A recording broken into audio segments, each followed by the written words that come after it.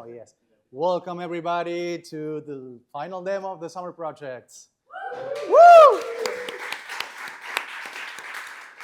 The good thing for me this year is that I'm going to speak almost nothing, just going to give the introduction, because this year we have other people running the projects, and that was super great, because mainly, Emil participated a lot with the Media Work Week, and also Fabian with the AI Copilot.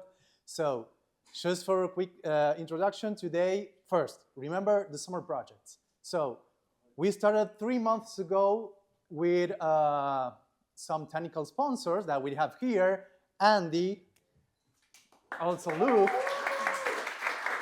and Mike English, that probably he's watching us.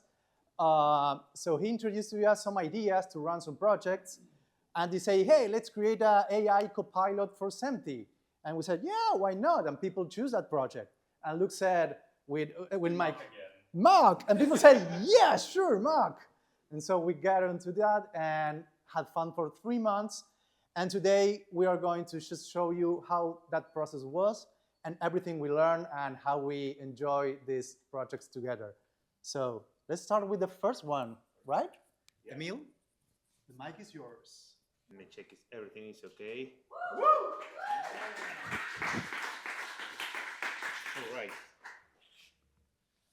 Well, as Nico said, I will be starting with the MOQ demo, the MOQ project that we have looked here. So just for a start, as Nico said, the idea is that every summer camp we can take 1 or 2 projects to work with, like for 3 months for an open source initiative that we have first maybe in August, in September, that we have the proposal time, then we have the voting time, and then we kick off the project. So in this case, the calendar was like this. We start both projects like in mid-November, like kind of in parallel. One with the real-time MOQ and the AI Copilot. For this project, the one with MOQ, when we kick off this project, we put this kind of objective for that. First, like having to reduce the adoptions barriers for MOQ, like we propose like having integration with HLS and Dash, and then we will have like a CMAF support for MOQ, then we can quickly switch from whatever you have right now to start using mock. Another barrier, for example, for creators is having MOQ already integrated in OBS, so we can use it very easily to send a stream to a mock relay. And the last one that we work with is some polish about the UI of the player and some other things. First, we will starting with MOQ HLS Dash. And for that, we introduce Cody. Yeah. Thank you, me also. Can you switch the slide for me? Also, great. Okay, so first let's talk about the motivation for this little side of the project. So today, the end-to-end chain when using HLS and Dash is already well established across the industry, but introducing mock still generates some friction because that will require building a completely new delivery chain. Also, there is a lack of tuning to reuse existing HLS Dash CMAF content over mock. So the problem with this is that mock is quite difficult to experiment with, and also it's difficult to adapt in real world scenarios. So for that, the goal for this project was to enable kind of a alternative mock-based workflow to reuse existing CMAF content. Next. Okay, so in order to contribute to that goal, we set 3 main milestones, 3 phases, let's say. So the first phase was about building an HLS ingest tool so we can feed that segments to the mock relay. Then the second milestone was about implementing native CMAF support, which was based on an issue that Luke created on his GitHub.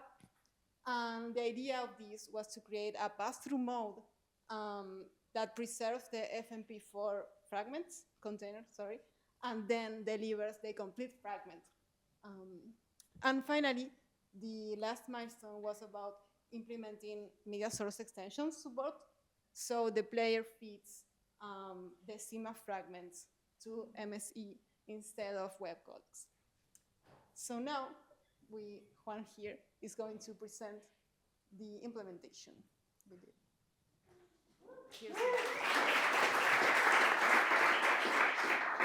Okay, thanks. Well, after some architectural design changes by Luke, we have 4 different like workflows on the player right now and on the server. First, we start with the one that Luke already did. That's why it has the little cat here. You have MP4 source, then you have a hand container for the transport, and web codec for playback. Then for the next one, the first change we did was adding HLS support on the server side. Then we used the hand container and web codec. This was already done by Luke. And this is all merged right now, and you can use the code. And then what we did is, instead of using the hand container, we stayed with HLS, but here you can also use MP4. And we added the CMAF container for the transport layer. And then we also, using web codec, we still didn't implement the MSE. This is also merged on the project.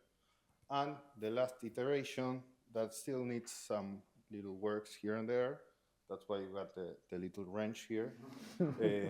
And here we are using HLS for import, CMAF or Hank for the container. But the nice thing we have is media source extensions. This is also to enable us to add DRM support later on. Well, next we have the demo thing of the playback here. Thanks.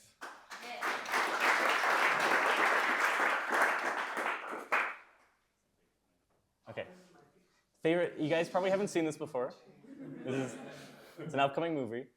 So this is if you've ever tried running mock, this is what you see when you run like the run localhost dev. This is the old state. This is an MP4 file on disk. Like we said, we process it, we stream it, we pretend it's live just because it's localhost. And this is web codecs. So nothing special there. The next iteration we did is this guy. This is the HLS import. You've also probably never seen this movie. No.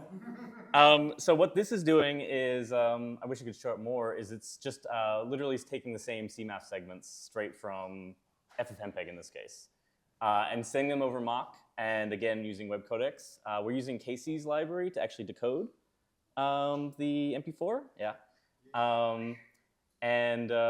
Yeah, so the idea being is the same content that you would serve over HLS, you can also serve over mock. Next iteration, I'm gonna reload this just for thing. This is MSE playback with the low latency hang container. And you can finally see the vibe-coded buffer now works. So this is using, again, Casey's library to actually create the init segment and the segment. So this is downloading just a really raw codec, a raw container, and making MSE just for playback purposes. And then finally, we have HLS import. And you can see the 2-second GOPS now for the buffer size. This is, again, going over mock. CMAF in, MSE out. These are the 4 permutations right now. The main problem is MSE is annoying, so there's like little bugs. So this is not merged yet, but the plan is to get this merged, especially for DRM support. We almost finished, with the help of Henry. Henry's been working on using this output, and we have an HTTP endpoint to download these segments, so you can download over HTTP instead of mock. And we're pointing video.js at it. And the idea is it will just work. So you can have video.js or this player consume the same content. And you see here's an MSE gap, by the way. And it stops playback because that's MSE. Like, why would you want to seek forward? Let's just hang here forever on a live demo. That's all I got. Lessons learned, yeah, MSE, I've done MSE players for a while, like I think 10 years ago or something, the first MSE player. Every time I do one, I learn new horrible things. In this case, if you try to append a video frame and then come in and try to create an audio track, the browser says no. Like, you already appended data, you're not allowed to reconfigure anything.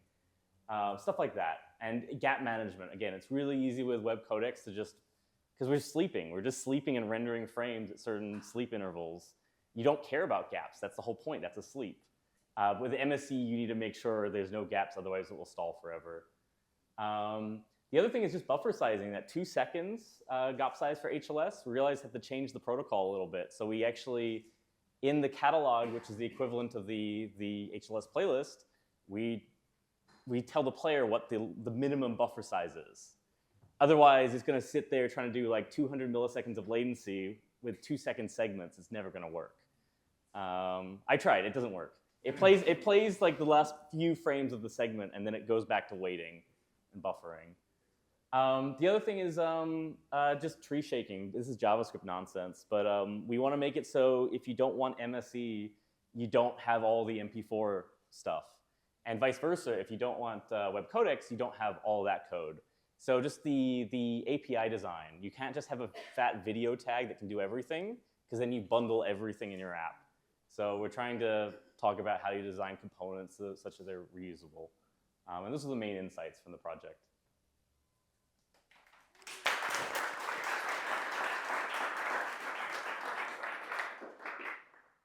All right. Oh, you go. Well, we will continue with the other kind of sub-project that we already have in this summer camp, that is the OBS integration. So, as we said, one of the goals is lower the barriers of adoptions of MOQ, like having this into one of the most used tool for broadcasting or for creating your videos. That is OBS. So also the vision is this could allow us just to have another protocol that could support the multi-track streaming or the different aspect ratio streams. The architecture here was, okay, we will need like a native plugin that OBS provides some APIs for building services and outputs and also sources for connecting the output of OBS and also the input for OBS. And with that, what we build is, okay, we will have the plugin of OBS that is in C or C++, but all the hang library that we had with Luke is in Rust. So in between them, we will need to have like a binding for using the already tools that we have here to connecting to the output of OBS. That OBS, they provide us like the frames already encoded for the streaming. And then we can connect it directly to the relay. So from this plugin, what we build is, okay, we need to create the catalog, identify the tracks inside that to create that catalog, and then publish directly to the relay. When we start with a very simple proof of concept with H264 and AAC. Then Henry, that you told us yesterday, you introduced HEVC and Opus. Thank you also, Henry. And well, as I said, we need to parse the SPS and PPS, the data for the first packets, just to create the tracks inside the catalog, and then we can transport all the frames to the relay. Okay, to that point was really nice, but we found some of very dumb issue that we had in the OBS UI is hard-coded the services. You have all the RTMP services out there, that is tons of services. And also the other different protocol is whip. And you can see, for example, in OBS code that if whip, you do something like that. So the solution for that, first, having a fork for trying out. Then we have a kind of a solution like, okay, what if we can auto-discover all the services available when we load OBS, because our plugin is providing a new service, and add it to the list. And then you can select it in the dropdown. That was the PR that we already have to OBS, but that we discussed with the maintainers, but we will need to wait a little bit more to have it in the real code base. But for right now, the workaround, we already have the mock VS, like it's another OBS fork that they have packaged in the same repo, the plugin of mock and the workaround to display it in the dropdown. After we had this first version of the output of the service in OBS, then they come out with the idea of what if we also have the sources? So pulling other streams out there and put it in OBS to use it in your canvas, and then you can stream it also by mock or another service. This is your your farm.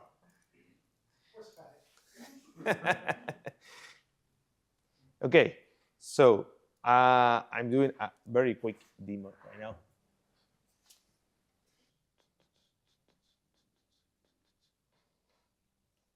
Really? It works or not? Well, believe me, it works. You can try it. That's a live demo. We can. Perfect.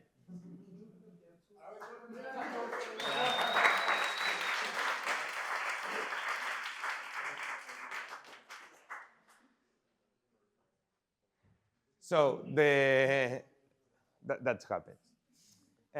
So the last thing that we worked in this project was some items in the player UI. This was my last demo. That we added some stats panels for nerds. The latency slider, the quality dropdown to select different stream, and also they migrated the build system of the player. That's thanks to Pietro and Jeff that they work in those changes. So as a wrap up, this is I think most of the contributors that we were actively committing to the repos and also participating every week in our syncs that we use a lot of the Luke's time as our PO.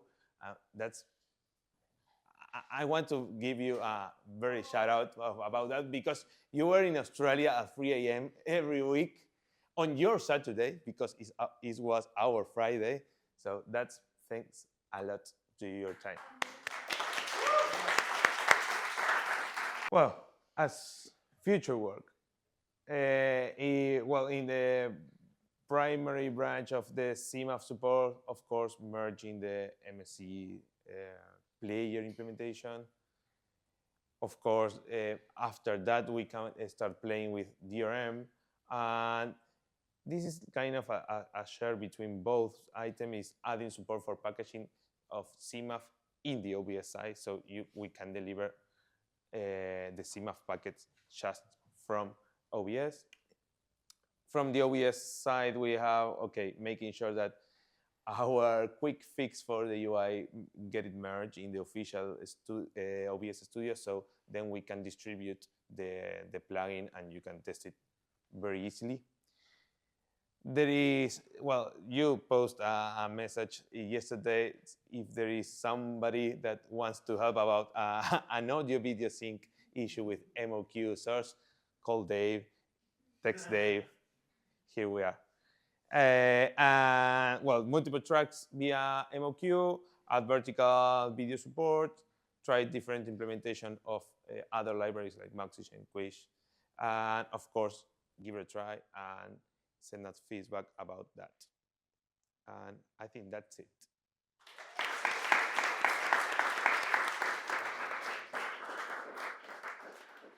Up next, Fabi and Vicky with the AI project. With AI. Okay, well, we are connecting the other computer with the presentations. I want to thank everyone from the MOQ project. I did some part of the stuff that I was mostly prototyping, so it's not part of that, but hopefully new stuff will come on observability too and other tooling that might be useful in the near future. But that's not why I'm standing here. I'm going to talk about another project. There we go, thank you. So last year we started in Qualabs to trying to learn more about AI, and like we have been talking during this entire week that AI is not a word we cannot use any longer. We need to know exactly what AI is. So we need we wanted to do a project this summer camp about what tools can we build that will help the community through generative AI, speech-to-text models, image descriptions, so all these kinds of tools that we have around. So what I'm going to talk about is about the project called the Open Source AI Copilot for Multimedia Archives. So this little logo represents mostly the organizations that we've been working with for this project. So it's SMPTE and Alchemy from Andy and Qualabs and the rest of the community. So I want to repeat once again that the objective of this project is to create value while learning and sharing knowledge. We want to promote a collaboration between the community, but while also learning during the process. We already know the project started in November, but today we want to show you how much we have done, what we have learned, and what we have achieved. So before I jump into the project specifics, I need to tell you a little bit about what SMPTE is. SMPTE acted as our customers for this project, and they are the Society of Motion Picture and Television Engineers. Most of you may know it, but they have been around for more than a century, and they have been defining the technical foundations of film, television, and digital media. It's their 110th anniversary this year. Woo! So congrats for SMPTE. You have done so much for the industry, setting the core standards that make media ecosystem interoperable. And they've been ensuring image quality, reliability, consistency across cameras, broadcast, and OTTs. And they've been guiding the entire industry from HD to 4K, HDR, IP, and cloud, and streaming. And they will be there for next things that will come, such as MOQ. So SMPTE is one of the most important technical archives then. And they have more than 1 century of archives of the industry knowledge. And they are sparse, and they have different files and formats like audio, video, recording, articles, standards, educational content, and it gives us essentially the context that we need to know in order to understand the roots of today's challenges. So we can trace back standards, how they were created, and helps us avoid reinventing the wheel. Glenn spoke the other day about we went through this discussion of all these standards. We agreed that HTTP was the way to do streaming, and now we are discussing standards once again. So we need to know the history. And that's why we need this archive to be in order. The problem is that knowledge exists, but it's dark. Users don't want files, they want answers. They want access to the knowledge, not the files. The problem is that this archive has been not sufficiently systematically stored, and it's sparse, and access is in different S3 buckets, SharePoints with different metadata, and it's scattered across all these formats and buckets. So what's our mission for this project is to build a navigation and retrieval system to give SMPTE the ability to navigate, contextualize, and trace knowledge. We made a huge discussion at the beginning on how we can solve this. So we ended up with a RAG approach. Don't worry, I'll explain you what RAG is, but mostly it will allow us to retrieve and cite existing SMPTE materials. It will not learn or rewrite knowledge. It will just infer meaning and cite specific context to answer users' questions. Citations are mandatory in this approach, and data privacy is non-negotiable, and we can do it with this approach. We wanted the governance by design, so we are filtering all the documents that the user does not have permission before sending it to an LLM. We want traceability over sophistication, so we always include source citation, and we don't want interpretation. That means lower temperature in LLM models. That means doing system prompts that adjust for it, and more things. So what we aim to build? Not quick, but a POC, a POC of a media AI copilot for SMPTE archives. It has to be open source. It has to be something like a Copilot interface, has to answer with clear links, and it has to be based on user access and level permissions. I said I was going to explain you a bit what a RAG is. So it's retrieval augmented generation. Usually when we get into ChatGPT, we do this path, query, LLM, response, and we work with the context window, whatever we provide the model. But with RAG, basically what we are doing is we're extracting information of all the documents. We are chunking them in little pieces. We are vectorizing those little pieces. We are saving those in a vector database. So now when a user does a query, we vectorize that query with an embedding model. We search similarity based on that vector with some distance function. So it allows us to semantically bring those contexts and those files that will help the user answer that question. So now the LLM is something like, given the user query and now the retrieved context, please answer the user question. Imagine a better prompt design and prompt engineered for this use case, but now we get a response with the user query plus the retrieved context. That's mostly it. There may be a more formal explanation, but that's how I understand it. So we'd say, okay, let's go, let's build that.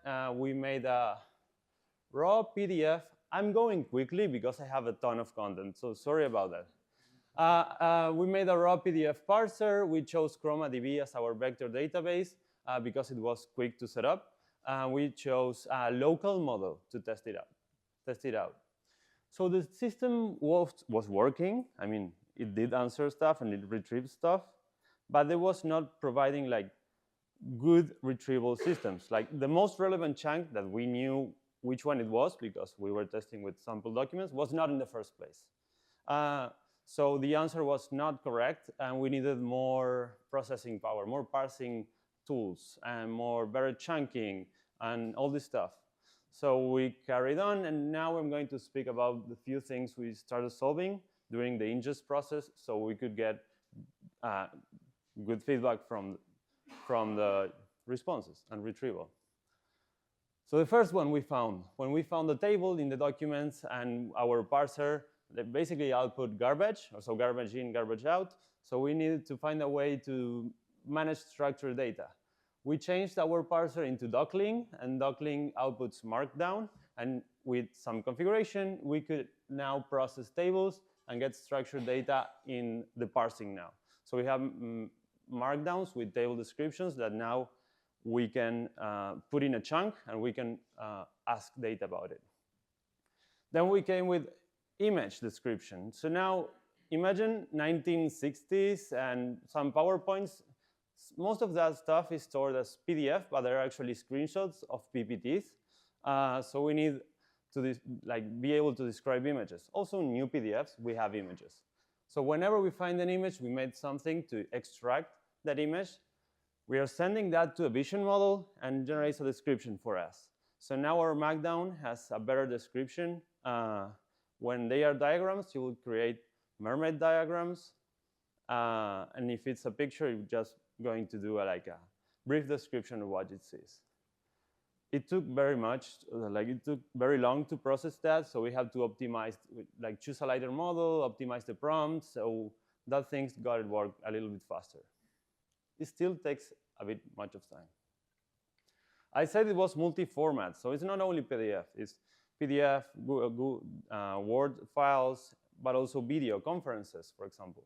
So how do we do that? We chose one speech-to-text model. We chose Whisper, and that created like a caption file for that MP4. The problem is when you're chunking and you want to like answer a question based on a chunk, basically Whisper will cut something based on silences. Maybe a silence doesn't mean something semantically, just someone stopped talking.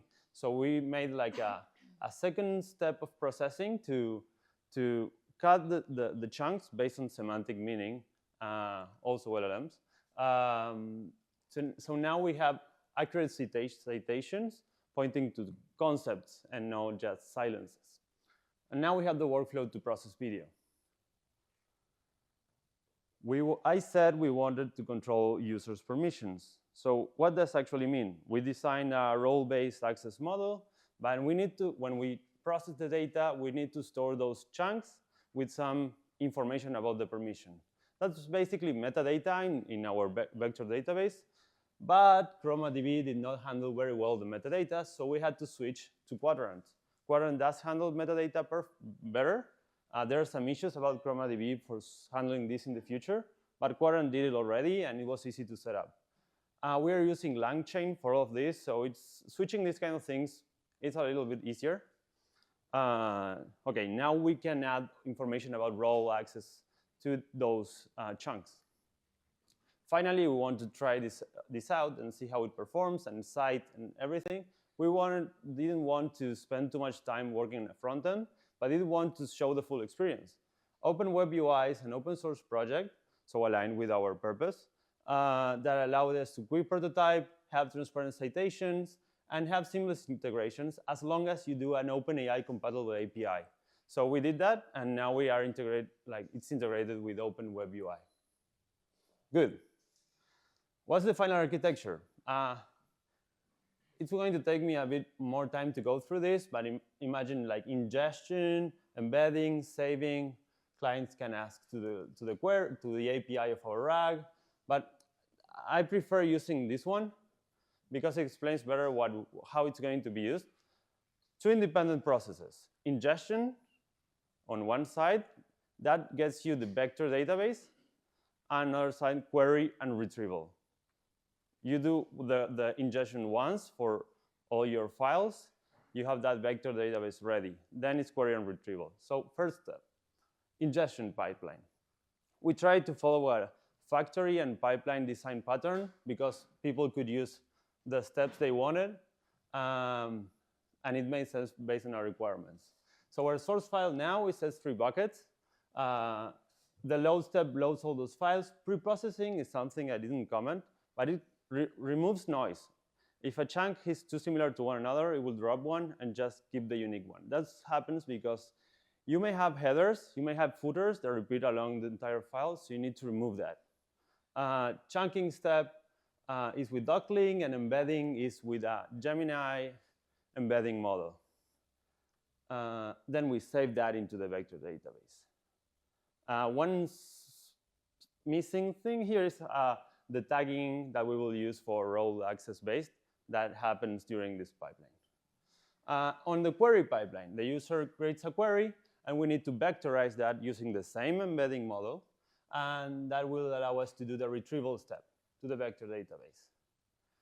We're doing the access control step afterwards, and you will see why. Then we have the re-ranker. That's a feature we added. Basically, putting the outputs of those retrieved documents into an LLM and asking, okay, from these similar vectors, which one is the one that helps me answer the question of the user better? You already have some distance, similarity, but this one, it's more semantically. You're just letting the LLM choose from those filtered chunks which one is the best for you. It can improve the performance. And finally, the generation step. Here you can use a different model. Like it doesn't have, like the embedding model is one, but the generation model, you can choose whatever you want. Final response with citations. Good. Okay, let's stop for a second. We have a system working, everything's fine. We have processed all the database. We are able to ingest, query, and retrieve. But how well is it working? Like, is it actually giving me good results? How do I know if the results are good? Like, semantic meaning is difficult to measure. So there are some tools for that. We found RAGAS. RAGAS is a tool for evaluation, but also have some framework that allows for RAG testing, let's say. So let's say we have a question, we search documents, we find relevant documents, we put that in the context window, and we generate an answer. If we had sample questions and sample responses that we know are correct, we now have a reference answer. So we can ask things like, does the answer match the ground truth answer? Is the answer grounded in this document? Does the answer answer the question? Are documents relevant to this question? So this tool has gone through that and has defined metrics based on that. And it also has the ability to create synthetic questions, retrieval tests, and scoring. So we wired all that up and helped us create some metrics. So it's difficult to understand at first, but there's some metrics. There are more, but like context precision, context recall, faithfulness, answer correctness, and answer relevancy. We ran those tests with all the features we've made so far. So we started like turning on the features that should improve the performance and see how it performed throughout these metrics. To be honest, this was last week. We haven't gone through the analysis of the results, but we have the wire up. So I want to ask the community if you can also help me understand the results, if they make sense or not. But we have something that's, I'm not saying it's absolute metrics, but at least they are relative to the past and gives us like a direction if we're going in the right direction or not. And that's enough for now. Okay, so what SMPTE-specific challenges did we solve so far? We are now able to do OCR, or historical archives. We are handling multimedia ingestion, and we have confidentiality controls. We also, like the summary of outcomes, we were able to not master, I think it's too much, but we understand RAG and we can build something out of it with a multi-model prototype. It allows us to have something that could help for archive modernization, and it's all based on an open source foundation. So a lot of thanks to the team that has been involved here. It's been a lot of people, and everyone was great. They gave us insights on what we should show here and what we should build. So thank you so much. Tiempo? Okay, so what are the use cases here? This could help, for example, for education purposes. Where in the SMPTE training material is ST2110 typically introduced and which sessions expand on it? Or when was first addressed time code or which papers or conference talks document its evolution? It can even be used for institutional knowledge. So which conference discussed a specific protocol, or how can I teach my engineers about this, like specific topic or specific standard? So these are one of the use cases I think SMPTE could use it for. But there's then post-summer follow-ups, which are like things we couldn't do in this time. For example, graph RAG. We saw it with those metrics, and one of the output is our RAG works well for specific questions for specific documents.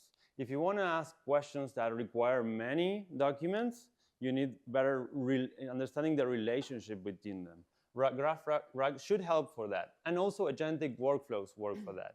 It's putting an agent in front and saying, keep looping, keep looking for the answer, keep looking for more files until you find enough confidence for you to answer the question, and you can limit like the loops in whatever you want to configure, like 3 times. MCP integrations could help integrating this tool for, let's say, Cursor or any IDE or any other tool. So let's say an engineer could use it to write a spec in his project, and it can pull the standard into Cursor. And finally, metadata generation is something we would have wanted to have here because it served the purpose of having systematic convention and help tagging all that archive. But yeah, it's a step we could add to our project, and Vicky will show how. So now, demo time. Go ahead, Vicky.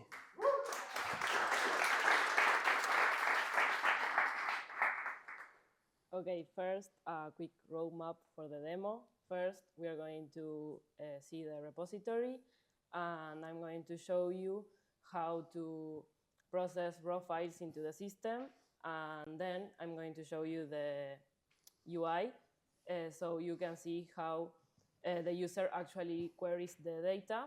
I'm going to show you how we ensure traceability through clickable citations and also security through role-based access.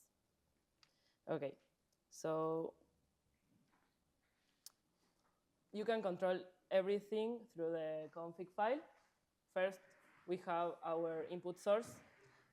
Today I'm going to process some local files, but we could easily switch it to an S3 bucket. Then, as Fabi said, we have the loader, where we process the document into Markdown. For PDFs and docs, we are using doclink, and for MP4 videos, we are using Whisper. Then we have a pre-processing step that we remove some unnecessary lines, like the headers, footers, page numbers, etc. Then the chunking step, where we break down the text into smaller pieces. And finally, the embedding model and the vector database. Because we made this pipeline modular and extensible, if we want to, for example, add a new storage provider or add new support for another type of document, or even add a new step like processing the metadata automatically, we don't have to rewrite all the code. We only plug in the new implementation into what we already have. So I'm going to run the ingestion. This is the command. I'm going to ingest only one PDF into my computer. And because this can take a while, I'm going to let this run on the background, because we have our production-ready database, where we have some educational SMPTE documents, like conferences, courses, and some other research documents. So let's see the UI. I'm going to log in with a public user. So public here is a role, so it should behave like that. And I'm going to start with a general question that I have here. What does this study group in SMPTE does? And now the system is making an embedding for the question, retrieving chunks related to answer that question, and also generating the answer with those documents. And here you can see the complete answer. The study group is responsible for the international standardization, long answer. And we can see the clickable citations, where you can see where the information came from. And at the bottom, it shows us the file names of the documents it used to produce the answer. And also, we see that we have a note that we have an additional document that match my query, but we don't have permissions. So to show you more about the roles, I'm going to ask another question that is a confidential research topic. What is the machine learning-based content adaptive coding approach? And since we don't have any public documents about this topic, we don't have an answer, and it says that there are 2 additional documents, but we don't have permission. So now I'm going to log in with another user with more permissions and ask the same question.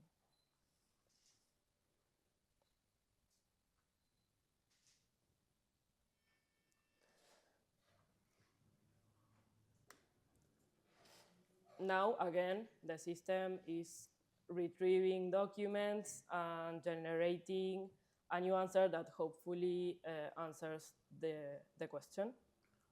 For this demo, we tagged the documents based on the folder structure we had in our S3 bucket. Probably it's not going to be the final solution, but it serves our purpose. Okay, so now we have the full answer.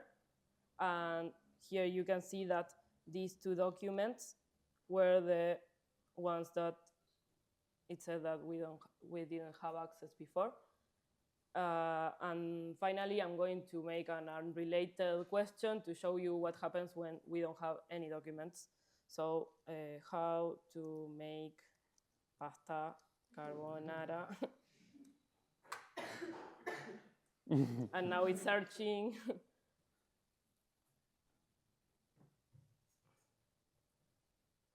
Okay, so the system answered correctly. We don't know based on these documents.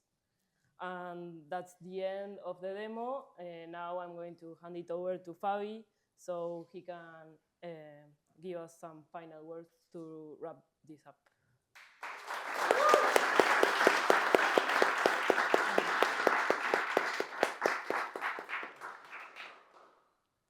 So it was an incredible project. I think people collaborated a lot. We got a lot of feedback. And that's thanks to Andy for bringing the project as a technical sponsor and interacting with SMPTE and helping us talk with them and having them in the meeting. So and also a big thanks to Maya and James. Maya works on all the educational content and provided us all the sample files we have been using for this demo. And James works more on the standards part and had a lot of restrictions and requirements we could not include so far, but he knows what we need to build in order for them to actually be able to use this. So there's a legal agreement inside of SMPTE that none of their standards may be ingested by an LLM. For example. So part of the design of this will allow them to use AI because it's not actually being ingested, it's just being referenced. So thank you, everyone. It was a great project and hope you liked it.